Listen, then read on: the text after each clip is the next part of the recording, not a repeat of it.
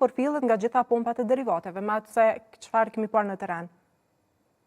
Po, është e vërtet, sepse nuk kemi, domethënë, shteti është inekzistent, domethënë, në raport me inspektoriati i tregut dhe institucionet kompetente janë inekzistente. Për një gjë të tillë tani edhe kompanitë të ndryshme manipulojnë me një problematikë të ndryshimit të çmimit. Për shembull, para se me fillu lufta në Ukrainë, domethënë, çmimi i një litër naftë në Gjilan ka qenë diku 20 cent më lirë se sa në Felizar, kurse dy qytetet janë të parafërta me standard të jetesës, domethënë kuptimin me tona, me kapacitet të tjerë.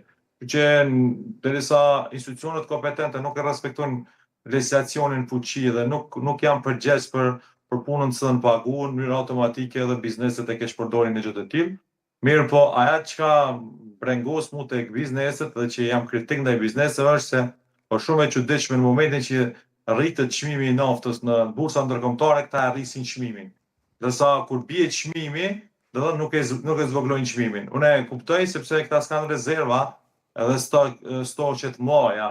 Mirë po, në momentin që ti rrit çmimin, veç pse ka ndryshuar çmimi në tregun botror, atëherë edhe dush me zbrit kur zbritet në tregun botror. Ose dush me lënë në nënkuptu që varësisht për furnizimit e përcakton edhe çmimin. Sepse t'jam i qartë edhe njerëz ndoshta nuk e kanë kuptuar mirë qytetarët. Edhe në momentin që në tregjet botrore po ndryshon çmimi, po rritet, ndërsa furnizuesit e Kosovës kanë marrë çmim tjetër, këta bizneset me mindset primitiv po shkojnë për rritin çmimin. Po kur po bie çmimi, nuk po bazohen në bursa ndërkombëtare. Domethënë që është hendeku i biznesit, të cilët mendoj që është një keq përdorim të shfrytëzimit të detyrës dhe interesit personal të bizneseve. Ndërkaq, profesor, si dy masat, po themi që janë përmendur mos shumti për të ulur çmimin e derivateve në këtë kohë, janë përmendur heqja e aksesës dhe e TVSH-s. Ju si mendoni që këto janë dy arsyet kryesore që mund të ndikojnë